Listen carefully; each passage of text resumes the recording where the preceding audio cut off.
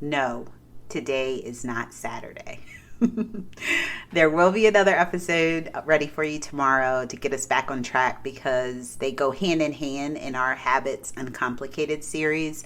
So, what you're going to hear today on Friday is episode 17, Habits Uncomplicated Series number 2. Let's decide which habit you will build next, the who and why of habits. Hope this helps. Let's go. Hey, busy lady. Welcome to the Heal Thy Spirit podcast. Do you want to stop procrastinating and stay motivated to get things done? Are you a time-starved night owl constantly searching for ways to have time freedom? Do you wake up most mornings with audacious goals only to get distracted and overwhelmed when your busy life sidetracks your agenda? Then, instead of focusing on your to-do list, you've wasted countless hours scrolling Facebook ads for goal planners and habit trackers because all your multitasking has robbed the mental clarity you need to stay on target. Well, sis, you're in the right place. I, too, was juggling work, kids, and multiple responsibilities. I felt exhausted and disorganized and wished I could establish efficient daily habits and routines. I wanted more time, a flexible schedule, and a plan I could stick to. Actually finish what I'd started. I used to think everyone else's needs should come first, and I truly believed chasing my own dreams was selfish, until I discovered my secret ingredient: success coaching mixed with a little planning and a lot of prioritization. In this podcast, you'll get useful time-saving tools, habit hacks, and the accountability to ignite your own fire so you can hit those targets and confidently crush your goals. I'm a talker and a no-holds-barred kind of teacher. So go grab one of those pretty little notebooks I know you've been hoarding. Girl, me too. It's crush time. Hey there. Surprise, surprise, surprise. I am showing up on a Friday for you. It's probably late where you are because I am on Mountain Daylight time. But, as I mentioned in the introduction, we are actually, in the midst of this Habits Uncomplicated series, and the way that I, set things up with my alliteration, this entire series, the steps all start with D. So we're going to define, decide, develop, and do. And so the decide portion is actually in two parts. So today we are going to talk about how to decide which habit you'll build, basically the who and the why of habits. So last time we defined a habit. Today and tomorrow we're deciding. This is the second episode in that installment, and we're going to cover the who and the why. And then tomorrow we'll be deciding the what, when, and where. So my first question is, did you do your homework? Last time I asked you to pick a routine that you already have in place and list out which habits you already do for that particular routine. So quick recap, a routine is not necessarily a formal plan. It can be, but we all have habits that we routinely carry out throughout the day. This could be, your morning routine, your evening routine, your work or school routine. If you're a mom of school-aged kids, it could be your after-school routine. So what I asked you to do, in case you missed that episode, is to pick just one routine that you'd like to work on and list out everything you do from start to finish. So for me, if I were, doing this, or this is actually what I did previously when setting this up. So my morning routine is this. I wake up at 3:30 a.m., unless we're talking about this morning because I had to get up at 2 to give my son a ride to the airport for his 5 a.m. flight that he didn't tell me about until yesterday. So there's that. But back on topic, normally I wake up at 3:30 a.m. I use the bathroom. I step on the scale. I wash my hands, brush my teeth, put on my workout clothes, sit in the living room or sometimes my office and read the Bible or maybe do a devotional or a Bible study depending on how that day is going, and then journal for about 30 minutes. Then I will start Vaughn's breakfast at 4:30. Then I pack his lunch. Next, I fill up my water bottle and I work out at 5:30. Workouts about an hour. I shower at 6:30, and then I start my job at 7. So, I'm in one of the, or I guess the position to be able to work from home. So, it's pretty tight niche, but, that morning routine for me, starts at 3:30 every morning and ends at 7 when I start work. So that's a super long routine. Yours, could be different. And, again, you may not have even picked your morning routine. You could have picked one of the other options, but that's simply what I wanted you to do. You don't, I put the times in there just because I'm a stickler for things like that. And there are certain, for me, that's a reminder that, like, now it's a habit. So, and a regular automatic routine. So I don't need a reminder. But when I was planning out, what I was going to do and when I was going to do things, there are certain things that have to happen at a certain time. I work out with other people via Zoom. So that 5:30 time is non-negotiable. Now, on the days that I don't have workouts with them on Tuesdays, Thursdays, and Sundays, there's more flexibility there. But this, for the most part, is my Monday through Friday, and I try to stick to that even when I'm working out on my own on Tuesdays and Thursdays. So anyway, once you have all your, or have your list, all the items in your routine listed out, then I asked you to identify each one as positive, negative, or neutral. So in this instance, wake up at 3:30. For me, that's positive. Use the bathroom, that's neutral. That's just something that I have to do. Step on the scale. For me, that's positive because I am a tracker by nature. I don't get triggered by getting on the scale every morning. Some people might. So if you are working on a weight loss goal and getting on the scale is going to demotivate you, then you might identify that as a negative, in your case. So again, this is specific to you, whatever, steps you have in your routine. Washing your hands, that's a positive. Brushing your teeth, that's a positive. Putting on my workout clothes, that's positive. Sitting in the living room to do my Bible time, that's positive. Starting Vaughn's breakfast at 4:30, that's neutral. It's not, I guess for him it's good, but it's, here or there, it's not a negative for sure. But it's not anything that, for me, does anything for me or, motivates me. So, I would put that as either positive or neutral. Same thing for packing his lunch. Filling up my water bottle is positive. Working out is positive. Showering, of course, is positive. And starting work on time is definitely positive. Now, that done, you want to think about the habits and the grade that you gave each one and why you rated it the way you did. So I as I went down the list, I told you my reasoning behind it. And I just want you to remember that this is about you. So don't look at my list and think, oh, I have to do these things in this order at these times, because you're not me, and your goals are obviously going to be different from my goals. So James Clear, I mentioned him last week, wrote in his book Atomic Habits that your behaviors are usually a reflection of your identity. What you do is an indication of the type of person you believe that you are, either consciously or non-consciously. So what does that mean? Well, let's think about it. You're most likely listening to this podcast because you have some goal or a long list of goals that you want to crush. But for whatever reason, you either give up on yourself, quit, life gets in the way and you quit.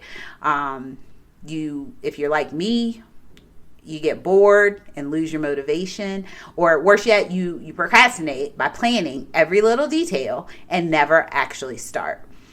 I want you to sit with it for a minute. What is it that you want to accomplish in the long run? You might set out, with a goal of losing 20 pounds. If that's your goal, think about why you want to lose the weight in the first place. Is it so you can be healthier? So you can slim down for that wedding you're going to in a couple of months? Do you want to fit back into your pre-pregnancy jeans because you just had a baby? Whatever the motivation is behind your decision to lose weight, in this example, you're trying to undo something that you did before. And, apologies in advance, I gravitate to health and wellness goals because in this season of my life, that's where my focus is. But the thought process itself is going to apply no matter what the goal is. And I'll try to give different examples in case that's not you. But I think, it helps you to kind of wrap your head around the concept that, I'm trying to teach. So, another example, maybe you want to start waking up an hour earlier every day. Well, why do you want to wake up earlier an hour every day? Is it because the world says you should get up an hour earlier? Maybe you're always late to work and you'd like to get there on time. Maybe the kids have a hard time getting ready for school and always miss the bus.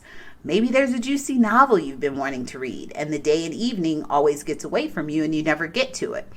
Whatever the end goal is, there is a why behind your decision to achieve it. Your why is the fuel that's going to keep you going on those days when you want to give up or procrastinate, not start. We'll come back to this in the future because, like I said, I want to keep these series episodes short and kind of to the point so that you have something to work with. But I wanted to give you something to chew on as we dive into identity, which also happens to be what the first I in spirit, the name of this podcast, stands for. So I'm big on identity. Like I said, I may do an entire series on that. But again, that's just me babbling and getting off topic. Now, going back to James Clear's idea that one's behaviors are a reflection of one's identity. Ask yourself, who am I today? So what kind of person, like if you, ask a friend, describe me. What kind of person am I? Or what do you think of, what are 3 adjectives you would use to describe me? Thinking about yourself. What are 3 adjectives that you would use to describe yourself today as you are right now, right where you are? Now, take that a little bit further and ask yourself, who do I want to be? The who is the key here. Now, I'm not by any means advocating that you set a goal to be like this person or that person. That's not what I'm saying, Sasha. Yes, I'm talking to you. What I'm saying is, just in the context of James Clear's explanation of what a habit is, you are your habits, essentially. And so you've heard that phrase, fake it until you make it. Well, that didn't just come out of the air. I'm sure there is some sort of research that's been done. But basically, the kind of person you are is made up of, those adjectives that you would use to describe yourself or that your friends or coworkers might use to describe you. They come because they watch your behavior and the things that you do on a day-to-day basis. A certain type of person, someone who's neat and organized might, do their laundry, fold it up and put it away immediately. That might not be you. That's saying that, being organized is good or bad. We're not assigning, or giving worth to the adjectives because they're neutral. It's just a statement of fact. So what I want you to do is to really think about who you are today. Obviously, there's something that you want to change about who you are.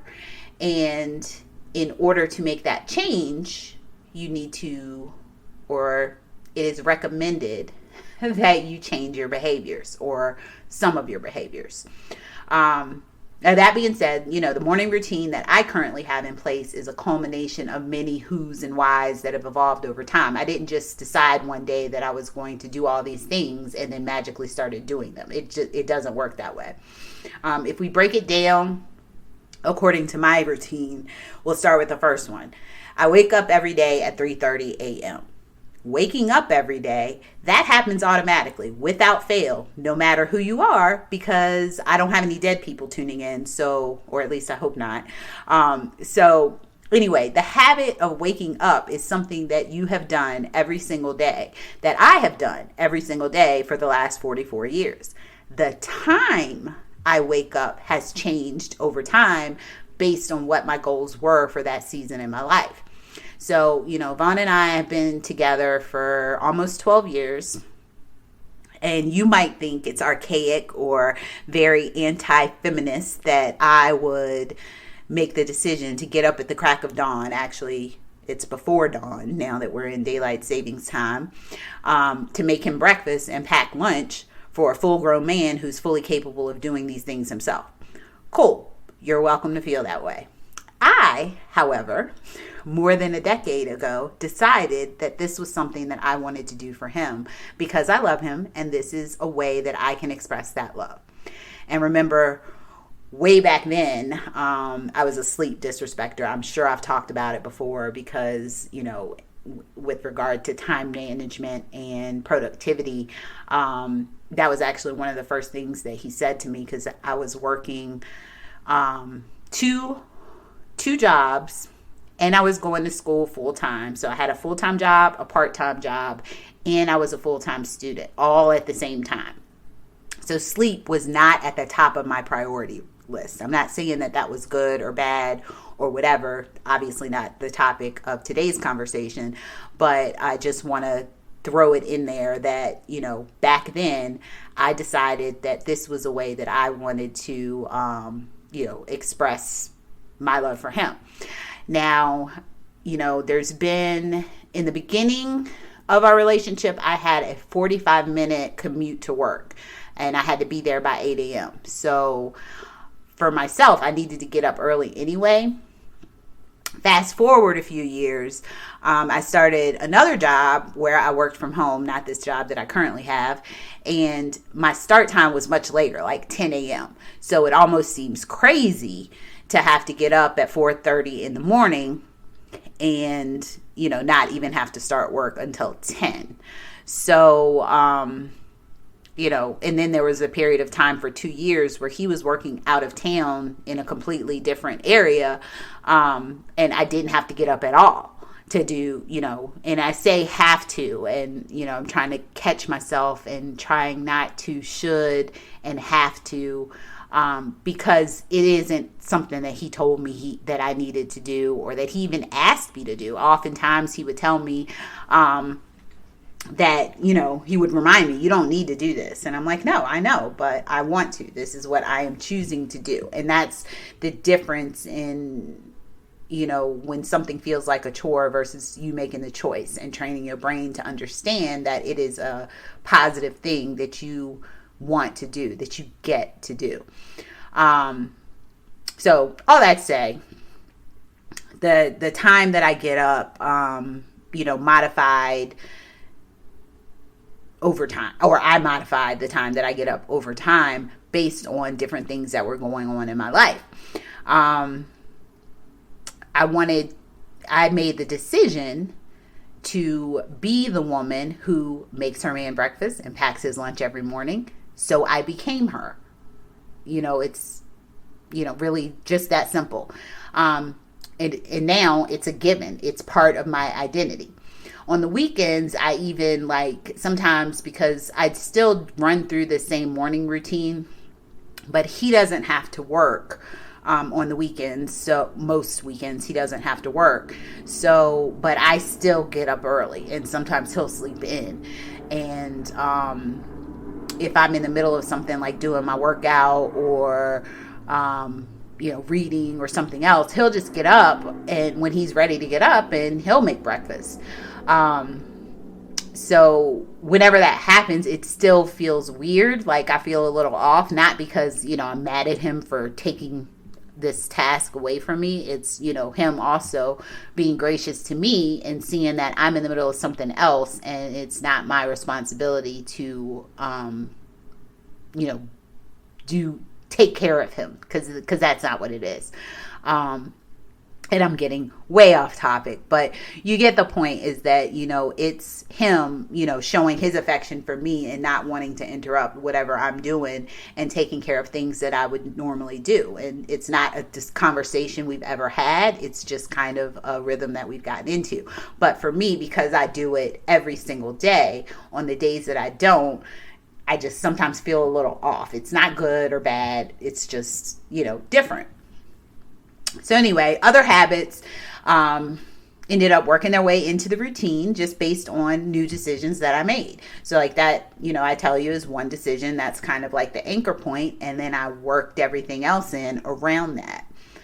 Because at that time, that was the most important thing to me. Now, it's not something I have to think about. I just know if it's a weekday and it's 4:30, it's time to turn on the coffee pot and start the eggs. It's just habit. And that's where we're trying to get with this series. So another decision, I wanted to read the Bible and journal regularly. And I've always kept a journal ever since I was a child. But as far as life gets in the way and you get out of things. So when things are important to you, it's important to decide, to make room for them or make space in your life for those things to continue to happen. And, now I say, I wanted to read the Bible start to finish. I mean, it didn't even start that way. It was just I wanted to read the Bible more. And, I've talked about it before in, reading one verse a day or doing a quick 5-minute devotional like on the Bible app. It's just, something that started as this, and as it became a habit, it evolved into what is now, at least 10 or 15 minutes every morning of reading the Bible, with the goal being to get through the entire thing before the end of the year so that I can start over and read a different version next year. So again, I decided the best time to do that is on a fresh mind, early in the morning, and while the rest of the family's still sleeping. I say rest of the family right now, it's just me and him, but we have 3 children. So I started getting up a little earlier, and of course it was hard at first because, again, as I mentioned earlier, I was a sleep disrespecter. So at some point I made the decision that I wanted to be the kind of person who wakes up earlier in the morning. Well, what does a person who wakes up early in the morning do? They go to bed earlier than I did at that time. So I decided to make it a habit of going to bed at 9 p.m. every night.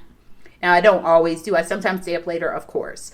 But for the most part, I mean, again, I'm a tracker person. If you were to look into my Fitbit app, and I do wear it overnight, while I sleep to kind of track that thing, because, again, getting more sleep was an intentional goal that I set a couple years ago. And, tracking, which we'll talk about in a couple episodes, is one way that I was able to manage that and get a handle on it. So anyway, you get where I'm going with all of this. I'm not, going to go through every single step of the routine, because then we'd be here all day, and we're already at 23 minutes. And I said I was going to keep this short. But what I want you to do is look at those positive, negative, and neutral habits. Maybe they're all neutral. Maybe you have more positive. Maybe you have more negative. It doesn't really matter. I just want you to start where you are and pick one thing on that list that you either want to change, or come up with one thing that you want to add, or pick one thing that's already on the list that you want to improve. If your goal is to have a more productive day or become a more productive person, for example, look at the list. Which of the habits that you already do are habits of highly productive people that you want to keep?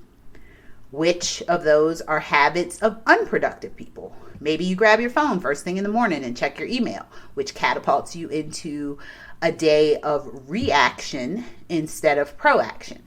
Do you think highly productive people read their email first thing in the morning, the minute they open their eyes? I mean, maybe some do, but is that the kind of productive person you want to be?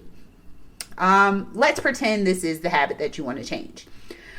Maybe instead of reaching for your phone first, you could try waiting until after you use the bathroom and brush your teeth. Then you can check your phone.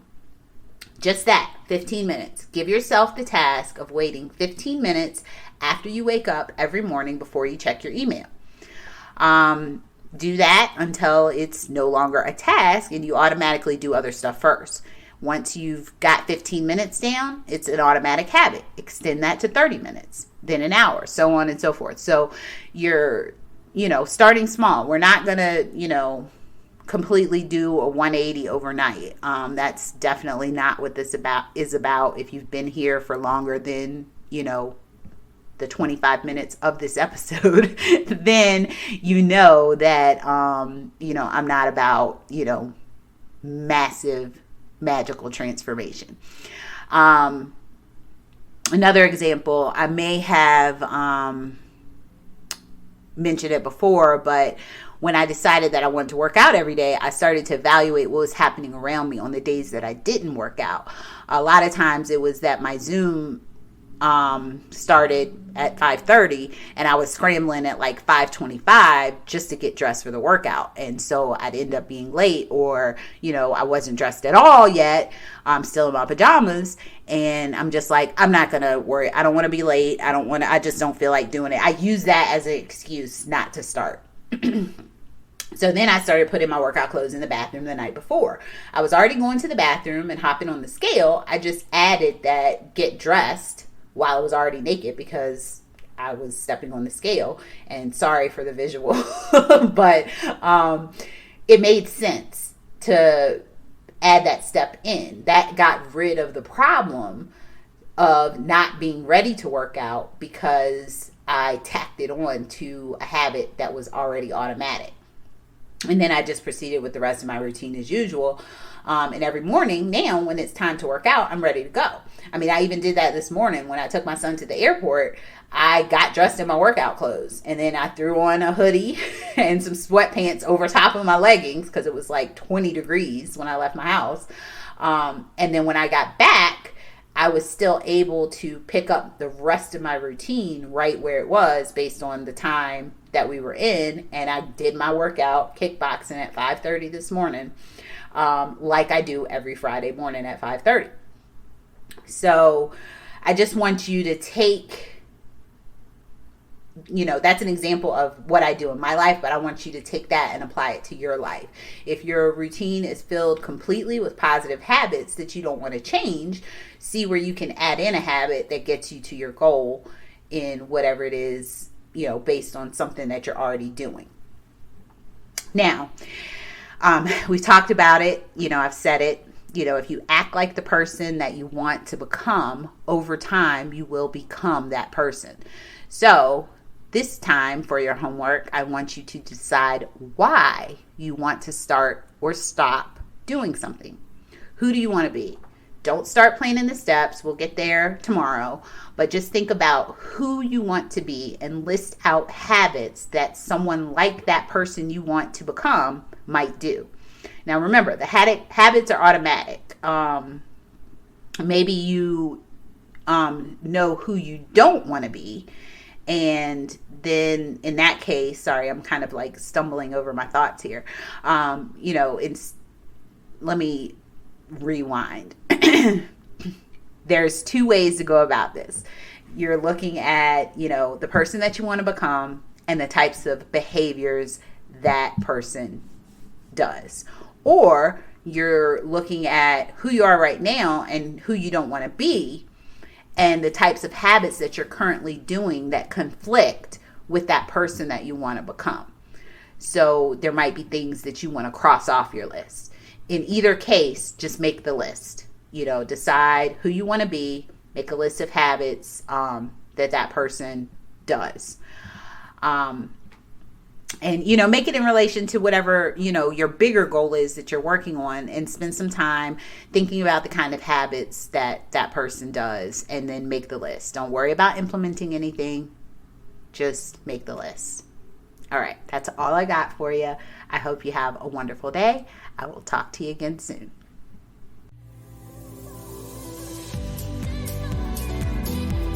Thank you, ladies, for hanging out with me today. It's been a blast. Now, if today's episode was good for you and the spirit leads, please write a review to help others find us and receive some of the value that you got today. Okay, until next time, I'll see you over in the Healthy Spirit Facebook group. Link is in the show notes for you procrastinators. May grace and peace be yours in abundance. Take care.